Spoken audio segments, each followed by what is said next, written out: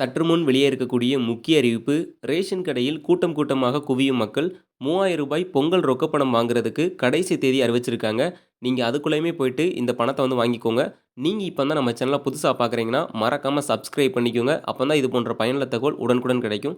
சரி, வாங்க வீடியோக்குள்ள போகலாம். தமிழ்நாடு அரசு பொங்கல் பண்டிகையை முன்னிட்டு அரிசி ரேஷன் அட்டை வைத்திருப்பவர்களுக்கு ரூ. 3000 பொங்கல் பரிசு தொகையும், 1 கிலோ பச்சரிசி, ஒரு முழுநீள கரும்பு மற்றும் சர்க்கரை ஆகியவற்றோடு கூடிய பொங்கல் பரிசு தொகுப்பும் வழங்கி வருகிறது. ஏராளமான மக்கள் உற்சாகமாக இந்த பொங்கல் பரிசு தொகையும், பொங்கல் பரிசு தொகுப்பையும் வாங்கி சென்று வருகிறார்கள். அனைத்து ரேஷன் கடைகளிலும் முன்கூட்டியே சம்பந்தப்பட்ட ரேஷன் அட்டைதாரர்களுக்கு டோக்கன் வழங்கப்பட்டு விட்டது.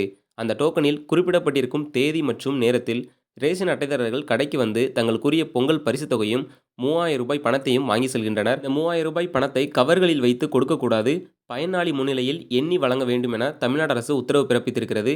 பொங்கல் பரிசு தொகுப்பு வழங்கும் பணி ஜனவரி 8ஆம் தேதி முதல் தொடங்கியது. இந்த நிலையில் டோக்கன் இருந்தும் தவிர்க்க முடியாத காரணங்களால் குறிப்பிட்ட தேதியில் ரேஷன் கடைக்கு செல்ல முடியாதவர்கள் பொங்கல் பரிசு தொகுப்பு இனி கிடைக்காதா, வெளியூரில் தங்கியிருப்பவர்கள் குறிப்பிட்ட அந்த தேதிக்குள் சென்று பொங்கல் பரிசு தொகுப்பு வாங்க முடியவில்லை என்றால் இந்த பணம் கைக்கு வராமலேயே போய்விடுமா என்ற குழப்பம் மக்கள் மத்தியில் ஏற்பட்டுள்ளது. தமிழ்நாடு அரசு 2 கோடிக்கும் மேற்பட்ட குடும்ப அட்டைதாரர்களுக்கு பொங்கல் தொகை வழங்குவதற்கு நிதி ஒதுக்கீடு செய்திருக்கிறது. பொங்கல் பண்டிகை நெருங்கும் நிலையில் வெளியூரில் வசித்திருக்கக்கூடிய நபர்கள் பலரும் சொந்த ஊர்களுக்கு இனிமேல் தான் பயணம் செல்வார்கள். ரேஷன் அட்டையில் இருக்கும் குடும்ப உறுப்பினர்கள் தான் கைரேகை வைத்து பொங்கல் பரிசு தொகையை வாங்க முடியும். இவர்கள் சொந்த ஊருக்கு சென்றால்தான் அந்த பொங்கல் பரிசு தொகையை தொகுப்பையும் வாங்க முடியும். அலுவலகத்தில் விடுப்பு கிடைக்கும் போது தான் பலரும் கிளம்பவே முடியும். அப்படி பார்க்கும்போது பலரும் 13, 14, 15 ஆகிய தேதிகளில் தான் சொந்த ஊர்களுக்கே செல்வார்கள்.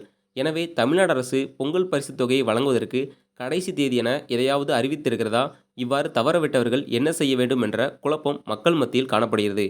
இந்த நிலையில் டோக்கன் பெறாதவர்கள் வெளியூரில் தங்கியிருப்பவர்களுக்கும் பொங்கல் பரிசு தொகுப்பு மற்றும் பொங்கல் பரிசு தொகை கிடைப்பது உறுதி செய்ய அரசு திட்டமிட்டிருக்கிறதாம். எனவே இதற்காக ஜனவரி 13 மற்றும் 14 ஆகிய தேதிகளில் சிறப்பு ஏற்பாடுகள் செய்யப்பட்டிருப்பதாக தகவல் தெரிவிக்கின்றன.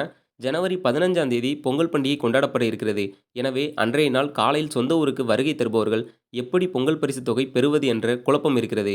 தமிழ்நாடு அரசு பொறுத்தவரை இதுவரை பொங்கல் பரிசு தொகை பெற இதுதான் கடைசி தேதி என அறிவிக்கப்படவில்லை. கடந்த ஆண்டு பொங்கல் பண்டிகை 14, 15, 16 ஆகிய தேதிகளில் கொண்டாடப்பட்டது.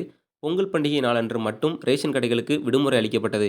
அதன் பின்னர் 18ஆம் தேதி வரை பொங்கல் பரிசு தொகுப்பு என்பது வழங்கப்பட்டது.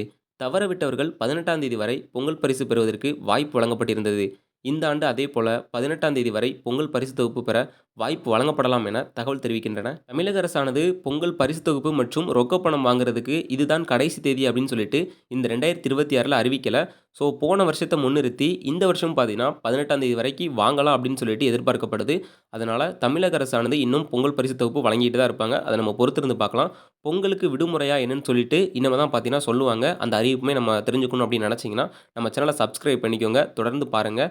ஸோ வெளியூரில் இருக்கக்கூடியவங்க பொறுமையாகவே வாங்கிக்கலாம். உங்களுக்கும் பார்த்தீங்கன்னா பரிசு தொகுப்பு அப்படிங்கிறது நிச்சயமாக கிடைக்கும். ஏன்னா அதுக்கான நிதியும் பார்த்தீங்கன்னா தமிழக அரசு ஒதுக்கிட்டாங்க. இந்த வீடியோ பிடிச்சிருந்துச்சுன்னா லைக் பண்ணி உங்களுக்கு தெரிஞ்சவங்களுக்கு ஷேர் பண்ணுங்கள். நன்றி.